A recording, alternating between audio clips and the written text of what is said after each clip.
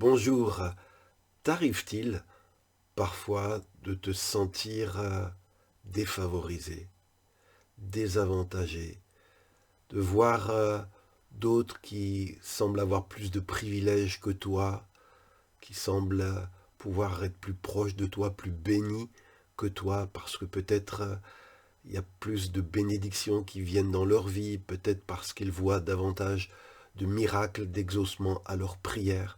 Peut-être à cause de ta condition sociale, de ton niveau d'études, de tes origines.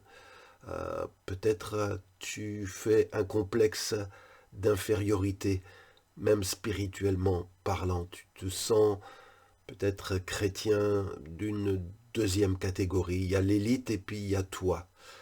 Et je voudrais par ce message, si c'est ce que tu ressens, euh, t'encourager. Écoute bien cette vidéo. C'est la parole de Dieu. Elle est tirée d'un passage du prophète Ésaïe. Et ce prophète va dire ceci. Il y avait à l'époque du prophète Ésaïe en particulier deux catégories de personnes qui pouvaient se sentir désavantagées spirituellement. C'étaient les étrangers, parce qu'ils n'étaient pas membres du peuple d'Israël, ils n'avaient pas du sang israélite, et ils pouvaient se sentir exclus quelque part ou désavantagés par rapport au culte et aux faveurs de Yahvé, du Dieu d'Israël. Et puis il y avait aussi ces hommes, ces eunuques, qui étaient stériles, soit de manière naturelle ou soit rendus stériles par la main des hommes et qui se sentaient aussi un peu parias, ne pouvaient pas donner la vie, ils ne pouvaient pas enfanter, ils n'avaient pas d'enfants. Et peut-être quand ils se présentaient devant Dieu, c'est peut-être aussi ton cas. Bien, il venait comme, voilà, Seigneur, je suis qu'un pauvre étranger. Je sais que, voilà, je ne sais pas si j'ai pleinement ma place. Ou les eunuques disaient, voilà, je suis un eunuque, je n'ai pas de postérité. Je suis, voilà, diminué, un homme, une personne diminuée. Et donc, ils venaient dans la présence de Dieu avec des doutes qu'ils étaient pleinement acceptés, pleinement désirés, qu'ils avaient part aux mêmes bénédictions que chacun, que Dieu ne fait pas exception de personne. Bien voilà ce que Dieu va dire par le prophète Ésaïe, et au-delà de ce qu'il disait aux personnes de son époque qui avaient ce complexe d'infériorité, voilà ce que Dieu veut te dire aujourd'hui au travers de ce message. Je lis donc Ésaïe dit, l'étranger qui s'est attaché au Seigneur ne doit pas penser, et c'est de la part de Dieu qui dit cela, l'étranger qui s'est attaché au Seigneur ne doit pas penser, le Seigneur va sûrement m'exclure de son peuple. L'eunuque dit Dieu ne doit pas se dire, je suis qu'un arbre sec. En effet, voici ce que le Seigneur affirme. Et d'abord, il s'adresse aux eunuques, et voici ce qu'il leur dit. Certains eunuques choisissent de faire ce qui me plaît et s'attachent à mon alliance. Eh bien, à l'intérieur des murs de mon temple, je leur dresserai une pierre pour y graver leur nom. Cela aura plus de valeur que pour eux que des fils et des filles. Le nom que je leur donnerai restera pour toujours. Il ne sera jamais effacé. Quelle parole d'encouragement pour ces eunuques qui se sentaient diminués, exclus.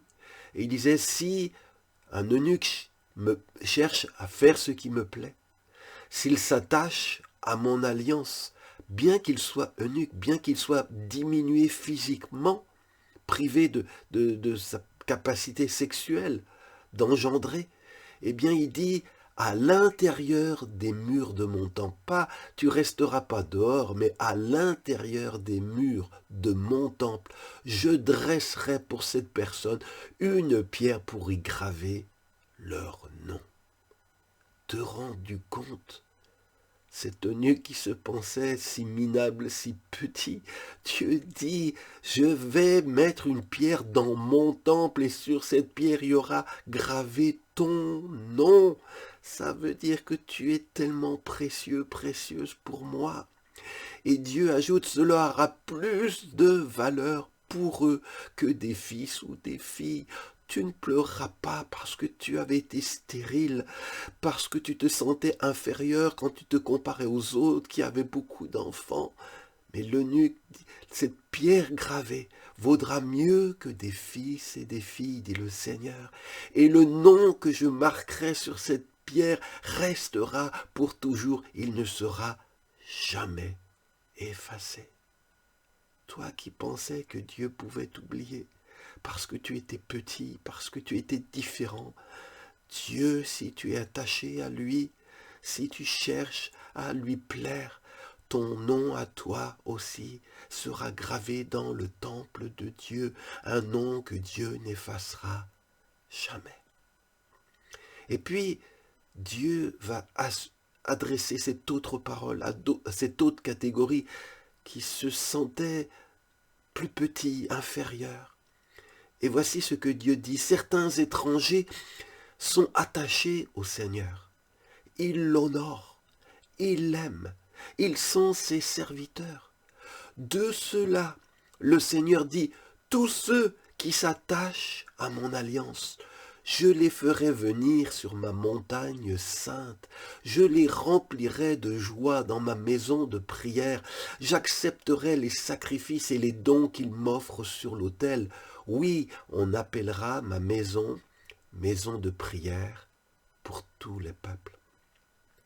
Ces étrangers qui venaient dans la présence de Dieu, peut-être le regard baissé, se sentant inférieurs aux Israélites croyants, eh bien Dieu leur dit, toi l'étranger, qui es attaché au Seigneur, toi qui m'honores, toi qui m'aimes, toi qui me sers, eh bien je le dis parce que tu es attaché à mon alliance, je te ferai venir sur ma montagne sainte. Non, non, la montagne sainte n'est pas réservée à une élite, à certaines catégories de gens supérieurs, de chrétiens, superstars. La montagne sainte de Dieu, elle est là pour tous, tous ceux qui aiment le Seigneur, quelles que soient leurs conditions, quelle que soit l'opinion que les êtres humains ont, quel que soit que sur cette terre il ait été considéré petit, méprisable, parce qu'il aime Dieu, le Seigneur te fera venir, lui fera venir, la fera venir sur sa montagne sainte. Et là, il est dit, je les remplirai de joie dans ma maison de prière. Oui, la joie du Seigneur est pour toi, toi qui te pensais oublié, négligé. Il est dit, j'accepterai les sacrifices et les dons qu'il m'offre.